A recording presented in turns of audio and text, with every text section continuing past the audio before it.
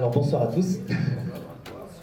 Et donc c'était pas prévu, mais apparemment je vais commencer. Et ce soir, ce qui me tenait à cœur, c'était de vous partager un message sur la compassion. Apprendre un petit peu ce qu'est la compassion, où est-ce qu'elle peut nous guider, nous conduire. Et comment à travers la Bible on voit Jésus, notre guide, comment est-ce qu'il agit à travers la compassion. Alors j'ai noté quelques passages succincts dans le Nouveau Testament. On voit par exemple dans Matthieu 20-34 que la parole qui dit « Ému de compassion ». Vous m'entendez bien? Vous m'entendez bien? Ému de compassion, Jésus toucha leurs yeux, et aussitôt ils recouvrèrent la vue et le suivirent. On peut voir également dans Matthieu 9-36. Ouais. Voyant la foule, il fut ému de compassion pour elle, parce qu'elle était languissante et abattue, comme des brebis qui n'ont point de berger. Également dans Matthieu 14-14, on voit que quand il est sorti de la barque, il vit une grande foule et fut ému de compassion pour elle, et il guérit les malades. À nouveau, dans Matthieu 15-32, Jésus ayant appelé ses disciples dit « Je suis ému de compassion pour cette foule, car voilà 3 jours qu'ils sont près de moi, et ils n'ont rien à manger. Je ne veux pas les renvoyer à jeun, de peur que les forces ne leur manquent en chemin. » Donc on voit à plusieurs reprises que ce terme « ému de compassion », c'est un terme en grec, alors je ne parle pas grec, excusez-moi si j'écorche, c'est « splagnizomae », c'est être remué dans ses entrailles, c'est quelque chose qui nous prend dans le ventre. Et par conséquent, être ému de compassion, c'est avoir compassion, c'est souffrir avec. Et cette compassion, en fait, comme on le voit dans les passages que j'ai cités, elle ne nous laisse pas stoïques, cette compassion. Elle ne nous laisse pas simplement dans l'empathie, de ressentir ce que les autres éprouvent, mais elle nous met en action. Jésus, ému de compassion, guérissait. Jésus, ému de compassion, faisait des miracles pour ceux qui avaient faim. Il ne faisait pas simplement des miracles pour ressusciter des morts ou autres, ému de compassion. Non, ils avaient faim. C'était des choses matérielles. Et il était ému de compassion. C'était une grande foule. Donc cette compassion, c'est un peu comme un chemin, en fait, qui mène au cœur des gens, directement. Et cette compassion qui nous vient, parce qu'on est tous, j'espère ici, remplis du Saint-Esprit, rassurez-moi, oui. Eh bien, cette compassion nous guide à aller vers les autres. Je ne pense pas qu'il y ait de méthode d'évangélisation. Je ne sais pas si vous avez des méthodes d'évangélisation. Moi, personnellement, je n'ai pas de méthode d'évangélisation. C'est-à-dire, je me laisse conduire. Et si je vois, je ne sais pas, quelqu'un qui est malnutri, quelqu'un qui a peur, ma compassion me fait aller. Et cette compassion, c'est celle du Seigneur. Il veut toucher. Nous sommes un corps. Et dans ce corps, il veut nous utiliser avec compassion. Et ça, c'est comme un radar dans un bateau. Ça nous met en éveil. Ça nous éveille aux autres, en fait. Et on est moins tourné vers soi, on est plus tourné vers les autres. Et c'est important.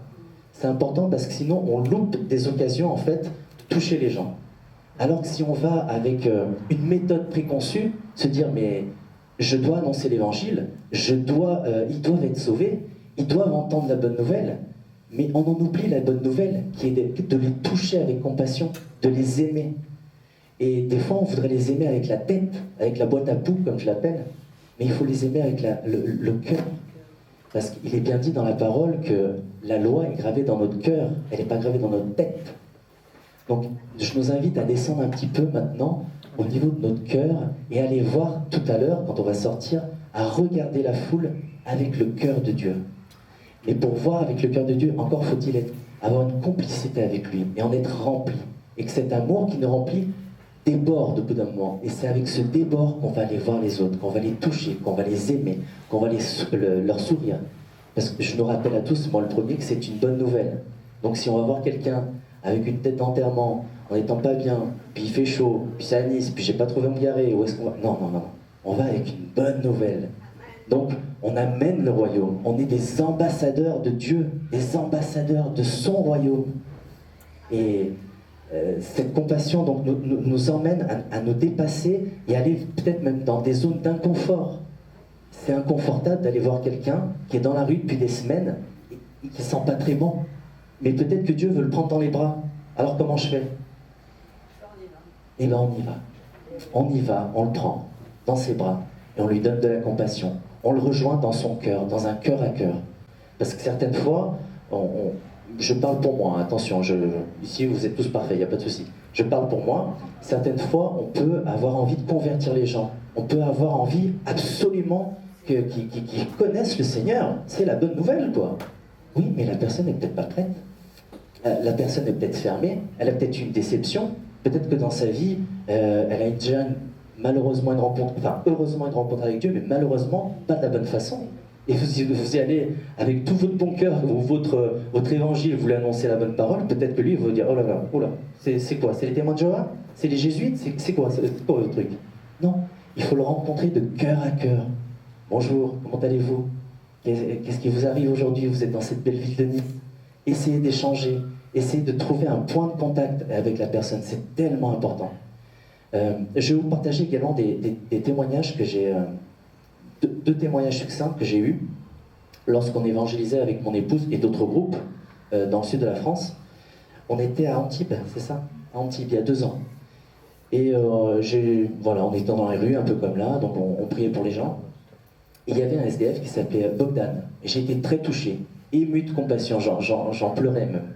Et ben, j'ai pas attendu l'autre groupe, je suis allé le voir. Je ne savais pas parler la langue parce qu'il était polonais, il me semble. Et il était un peu alcoolisé. Il sentait pas très heureux, malheureusement, pour lui. Et ben, je me suis mis à son niveau. Des fois, également, c'est important de se mettre au niveau. On se met au niveau du cœur des gens, mais on peut se mettre également physiquement à son niveau. Parce que quand on était enfant, on voyait nos parents qui nous donnaient des ordres, mais c'était d'en haut. Et des fois, il faut juste s'approcher un petit peu des gens, et déjà, c'est un pas qu'on fait vers eux, vers leur cœur. Et bref, j'arrive vers lui, on commence à échanger, et un peu avant, sur une place, il y avait un autre SDF qui était assez virulent, qui criait, qui était Marine Le Pen, etc. Bon, je vous passe les détails, mais qui était alcoolisé et qui déblatérait un peu tout ce qui lui passait par la tête. Et moi, j'ai eu très peur. Je me suis dit, oulala, pourvu qu'ils ne s'en prennent pas à notre groupe, on va filer en douce par là, hein, on va faire comme celui qui n'avait rien vu. Et tout ça, c'est un clin d'œil pour dire qu'une fois que j'étais avec Bogdan, cette personne qui vociférait sur la place est venue vers lui, parce qu'il se connaissait. Et cette fois, il est venu non pas en vociférant, mais il est venu comme un chien, la queue entre les jambes, et il saignait. Et je me suis dit, mais qu'est-ce qui lui est arrivé, le pauvre homme? Il a dû, à mon avis, hurler un peu trop fort, et quelqu'un lui est tombé dessus. C'était le cas. Des policiers, comme il nous a partagé, apparemment, ils sont tombés dessus, ils l'ont un petit peu malmené, et du coup, il saignait du nez. Et pendant qu'on s'occupait de Bogdan, parce que le groupe m'avait rejoint, il a vu l'amour qu'on avait pour lui. Il a dû se dire dans son cœur, mais moi j'ai le nez en sang, et là il y a 6 personnes autour de lui qui prient pour lui, qui lui donnent de l'amour, on lui faisait des câlins, gratuitement. Il s'est dit, mais c'est quoi ces gens? Je pense pour lui ça devait être un moment, waouh, très fort. Et puis simplement, je suis allé vers lui, et je lui ai dit, bah, apparemment vous saignez, je vous donne un mouchoir. Et c'est ce simple geste qui a touché son cœur. Il nous a rejoints, il a eu confiance en nous, il a repris confiance, après nous avoir dit ce qui lui était arrivé. Et moi, j'ai à cœur de prendre les gens dans mes bras. Souvent, quand je fais des sorties de rue, je fais des hugs, ce qu'on appelle les câlins gratuits, les free hugs, communément appelés. Et ben, c'était même lui qui était devant nous et qui rameutait les gens. Il disait... Ah, ça, ouais. C'est bon.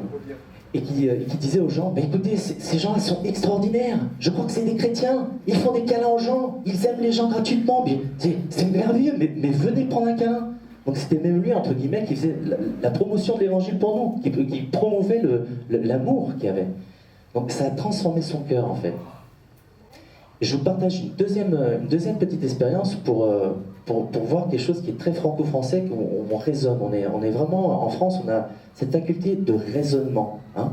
On est le siècle des Lumières, on a eu vraiment des grands penseurs, et on raisonne beaucoup avec la tête. Mais l'amour a ses raisons que la raison ne peut pas connaître. Donc, à travers le cœur, on avait fait une rencontre également dans le sud, je crois que c'était à Canet, tu m'as dit, vers Perpignan. Et souvent, vers 5-6 heures, il y a les anciens du village qui se réunissent, et puis ils papotent.